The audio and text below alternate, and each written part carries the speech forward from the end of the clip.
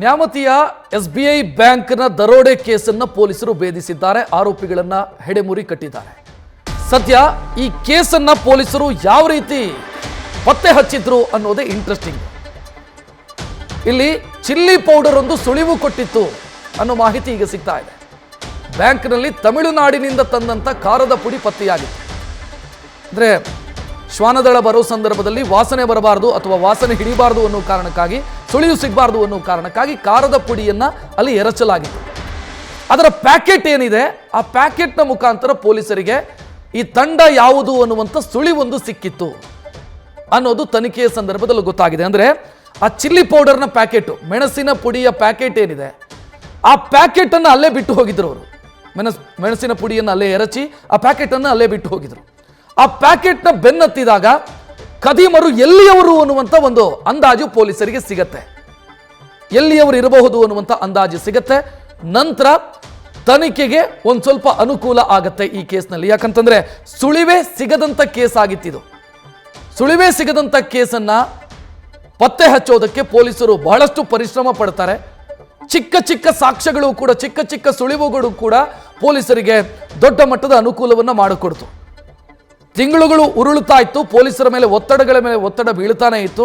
ಆದರೂ ಕೂಡ ಕೊನೆಯದಾಗಿ ಆರೋಪಿಗಳನ್ನು ಹೆಡೆಮುರಿ ಕಟ್ಟುವಲ್ಲಿ ಪೊಲೀಸರು ಯಶಸ್ವಿಯಾಗಿದ್ದಾರೆ. ಹೆಚ್ಚಿನ ಡೀಟೇಲ್ ನೀಡೋದಕ್ಕೆ ನಮ್ಮ ಪ್ರತಿನಿಧಿ ಮಹಾದೇವ್ ನೇರ ಸಂಪರ್ಕದಲ್ಲಿ. ಮಹಾದೇವ್, ಈಗ ಈ ಚಿಲ್ಲಿ ಪೌಡರ್ ಹೇಗೆ ಹೆಲ್ಪ್ ಆಯಿತು ಪೊಲೀಸರಿಗೆ ಈ ಕೇಸಲ್ಲಿ? ರಕ್ಷಿತ್, ಆರೋಪಿಗಳು ಯಾವುದೇ ರೀತಿಯಾದಂಥ ಎಷ್ಟೇ ಚಾಲಾಕಿ ಆಗಿದ್ರು ಕೂಡ ಒಂದಲ್ಲ ಒಂದು ಸುಳಿವನ್ನು ಬಿಟ್ಟಿರ್ತಾರೆ ಅನ್ನೋದಕ್ಕೆ ಇದು ಸ್ಪಷ್ಟ ಉದಾಹರಣೆ ಆಗಿದೆ. ಏನು ನ್ಯಾಮತಿ ಬ್ಯಾಂಕ್ ಕಳ್ಳತನ ಪ್ರಕರಣಕ್ಕೆ ಇಡೀ ರಾಜ್ಯಾದ್ಯಂತ ಸುದ್ದಿ ಆಗಿತ್ತು. ಪೊಲೀಸರ ಮೇಲೂ ಕೂಡ ಸಾಕಷ್ಟು ಒತ್ತಡ ಆಗಿತ್ತು.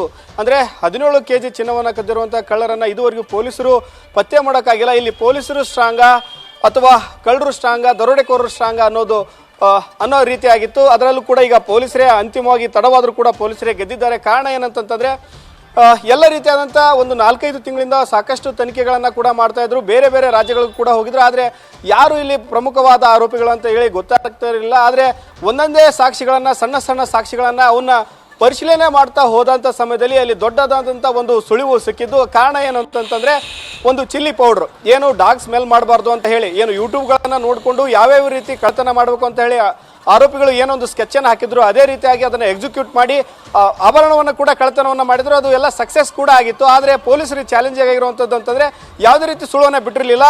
ಕೊನೆಗೆ ಸಿಕ್ಕಿರುವಂಥದ್ದು ಒಂದು ಖಾರದ ಪುಡಿ ಪ್ಯಾಕೆಟು. ಅದನ್ನು ಹುಡುಕ್ತಾ ಹೋಗ್ತಾರೆ. ಅದರ ಮೇಲೆ ತಮಿಳುನಾಡಿನ ಮಧುರೈಯಲ್ಲಿರುವಂಥ ಒಂದು ಸಣ್ಣ ಹಳ್ಳಿಯ ಒಂದು ಅಡ್ರೆಸ್ ಇರುತ್ತೆ.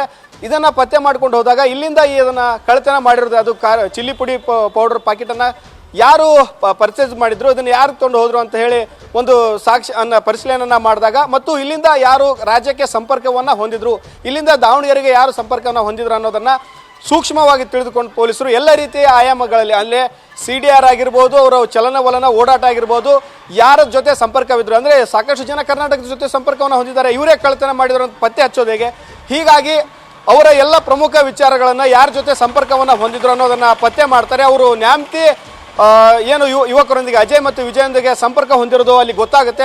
ಅಲ್ಲಿಗೆ ಸ್ಪಷ್ಟ ಸಿಗುತ್ತೆ. ಅಂದರೆ ಇವರು ಕೂಡ ಇಲ್ಲಿ ನ್ಯಾಮತಿ ಅಜಯ್ ವಿಜಯನ್ ಕಳ್ಳತನದಲ್ಲಿ ಭಾಗಿಯಾಗಿದ್ದಾರಲ್ಲ, ಅವರು ಕೂಡ ಇಲ್ಲಿ ಉಂಗುರಗಳನ್ನು ತೆಗೆದುಕೊಂಡಿರ್ತಾರೆ. ಇವರಿಗೆ ಸಾಕಷ್ಟು ಬಂಗಾರದ ಆಭರಣಗಳು ಸಡನ್ ಆಗಿ ಹೇಗೆ ಬಂದು, ಇವರು ಸಾಲಕ್ಕೆ ಅಪ್ಲೈ ಮಾಡಿದರು ಅಂತ ಹೇಳಿ ಈ ರೀತಿಯಾದಂಥ ಒಂದೊಂದೇ ಸಾಕ್ಷಿಗಳನ್ನು ಪರಿಶೀಲನೆ ಮಾಡ್ತಾ ಹೋದಾಗ ಸ್ಪಷ್ಟವಾಗಿ ಗೋಚರ ಆಗುತ್ತೆ ಇದು ಕಳ್ಳತನ ಮಾಡಿದ್ದು ಇವರೇ ಅಂತ ಹೇಳಿ.